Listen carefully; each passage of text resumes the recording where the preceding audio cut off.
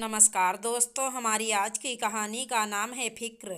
बस बस मेरा बच्चा बस, कुल्ला कर ले। आजा लेट जा आराम से, थोड़ी देर आराम कर।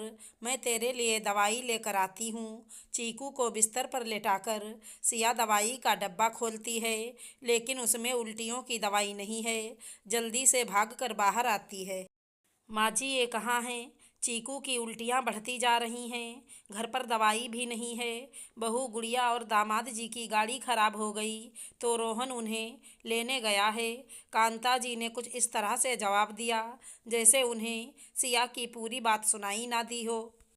सिया रोहन को फ़ोन लगाने लगी, लेकिन यह क्या, जल्दी में वो अपना फ़ोन घर पर ही छोड़ गया।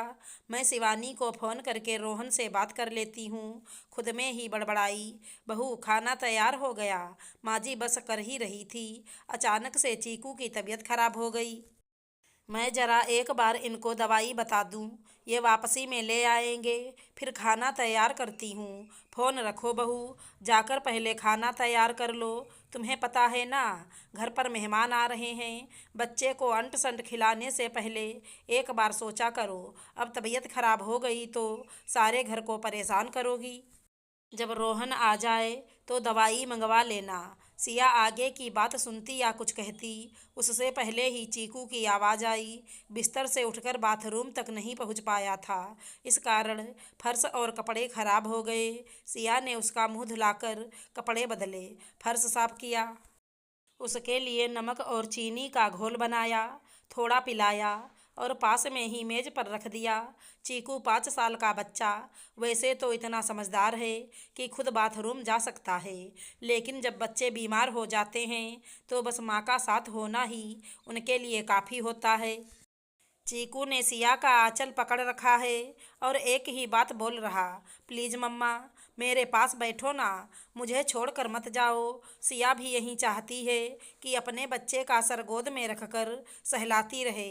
चीकू के बालों में हाथ फेराते समय सिया उस खुशनुमा पल में खो जाती है जब नन्हे से गुलाबी गुलाबी बेबी को नर्स ने सिया की गोद में लिटाया था। उस नन्ही सी जान से सिया ने यह वादा किया था कि चाहे कुछ भी हो जाए, लेकिन उस पर आँच भी नहीं आने देगी। क्या वो खुद से किया यह वादा ठीक से निभा पाई है या निभा रही है? शायद नहीं।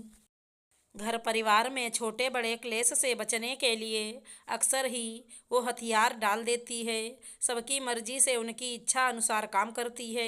पहले खुद को अनदेखा करती थी, अब बच्चे को तकलीफ में देखकर बस आंसू बहाती है। अरे बहू, गुड़िया और दामाद जी आधे घंटे में पहुंच जाएंगे, चाय नाश्ते की भी तैयारी कर लो। कांता जी की आवाज़ ने सिया को यथार्थ की धरातल पर ला पटका।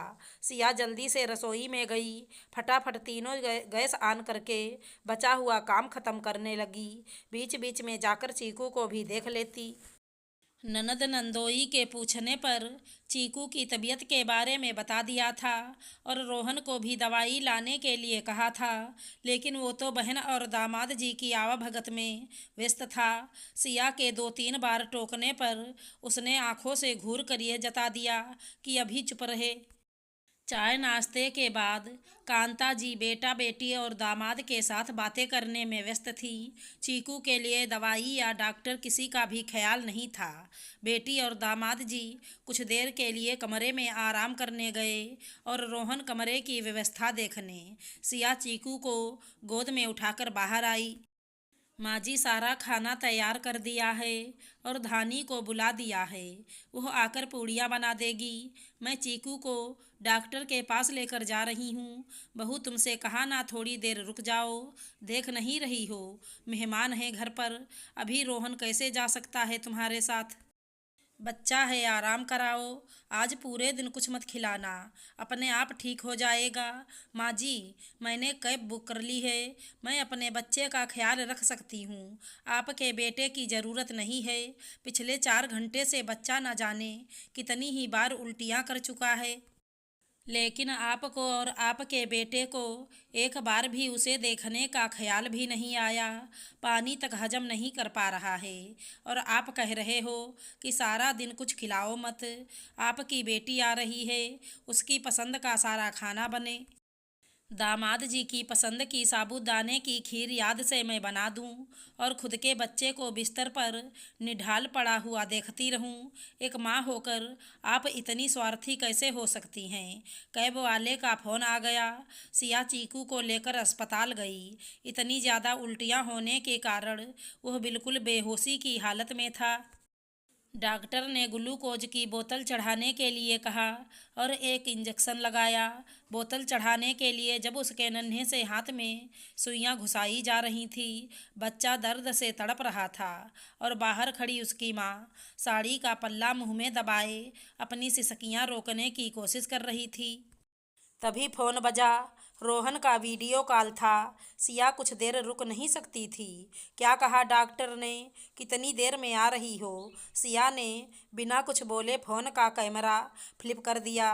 जो दृश्य एक माँ के दिल को चीर रहा था, उसने एक पिता को खामोश कर दिया।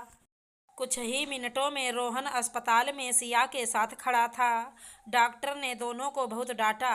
कैसे माता पिता हो आप दोनों? बच्चे की जान की परवाह है या नहीं? थोड़ी ही देर और हो जाती तो इसका इलाज इस शहर में संभव भी न होता। सिया और रोहन दोनों ही नजरें झुकाए खड़े थे। गलती किसी एक की नहीं, दोनों की थी। दुनियादारी से ऊपर अपने बच्चे को रखना माता पिता का पहला कर्तव्य होता है। अगर अपने बच्चे के भले बुरे के बारे में नहीं सोच सकते हो तो उसको जन्म ही क्यों देना? रोहन के फोन की घंटी बजी। रोहन, तू आया क्यों नहीं अभी तक?